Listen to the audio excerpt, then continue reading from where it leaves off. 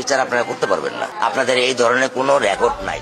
রাজধানীর পল্লবীতে ৮ বছরের শিশু রামিশা আক্তারকে ধর্ষণের পর নৃশংসভাবে হত্যার ঘটনায় প্রধান আসামি সোহেল রানা ও তার স্ত্রী স্বপ্না আক্তারকে মৃত্যুদণ্ড দিয়েছে আদালত। একই সঙ্গে ২ আসামিকে ৭ লাখ টাকা অর্থদণ্ড করা হয়েছে। আলোচিত এই মামলার ঘটনার মাত্র ১৯ দিনের মাথায় রায় ঘোষণা করলেন আদালত। যে রায় দিয়েছেন সেই রায়ের প্রতি আমি সম্পূর্ণ সন্তুষ্ট এবং আমাদের প্রধানমন্ত্রী যে আশ্বাস দিয়েছিলেন সেই সময়ের ভিতরে আমি আমার মেয়ের বিচার পেয়েছি।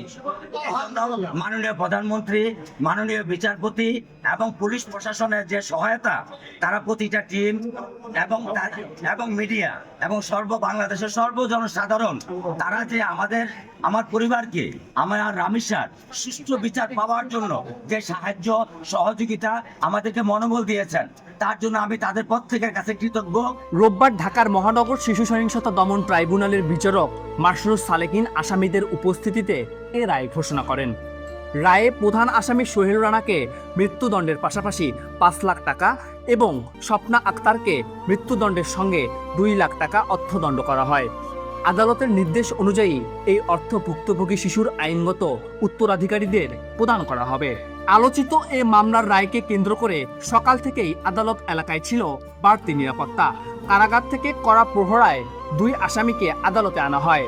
রায় ঘোষণার আগে তাদের ট্রাইব্যুনালে হাজির করানো হয়। রায়ের পর্যবেক্ষণে বিচারক বলেন, ধর্ষণ শুধু একটি পরিবার নয়, পুরো সমাজের হৃদয়কে ব্যথিত করে। সুরতহাল প্রতিবেদনে সাক্ষীদের জবানবন্দি এবং অন্যান্য প্রমাণে রামিসা হত্যার আগে ধর্ষণের বিষয়টি প্রমাণিত হয়েছে বলে উল্লেখ করেন তিনি। একই সঙ্গে প্রধান আসামি সোহেল রানার স্বীকারোক্তিমূলক জবানবন্দিকেও মামলার গুরুত্বপূর্ণ প্রমাণ হিসেবে বিবেচনা করেন আদালত।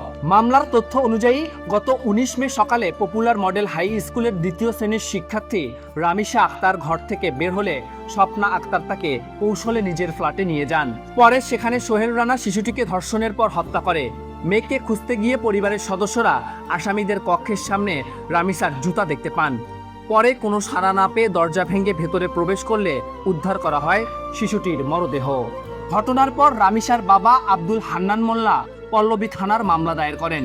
প্রথমে স্বপ্না আক্তারকে আটক করা হয়। পরে তথ্য প্রযুক্তির সহায়তায় নারায়ণগঞ্জের ফতুল্লা এলাকা থেকে গ্রেপ্তার করা হয় সোহেল রানাকে। গ্রেপ্তারের পর আদালতে স্বীকারোক্তিমূলক জবানবন্দি দেন তিনি। দ্রুত বিচার কার্যক্রমের অংশ হিসেবে গত ২৪ মে অভিযোগপত্র দাখিল করা হয়। ১ জুন অভিযোগ গঠনের মাধ্যমে বিচার শুরু হয়।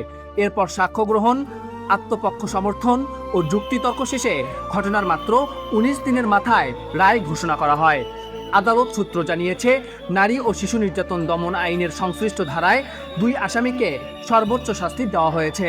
আলোচিত এই রায়ের মধ্য দিয়ে শিশু নির্যাতন ও নারী সহিংসতার ঘটনায় দ্রুত বিচার নিশ্চিত করার প্রশ্নটি আবারও সামনে এলো। একই সঙ্গে এমন নৃশংস অপরাধের বিরুদ্ধে কঠোর বার্তা হিসেবেও আদালতের এই রায়কে দেখছেন আইনজীবী ও সংশ্লিষ্টরা। Shamsur Rahman, news desk, Bangla post.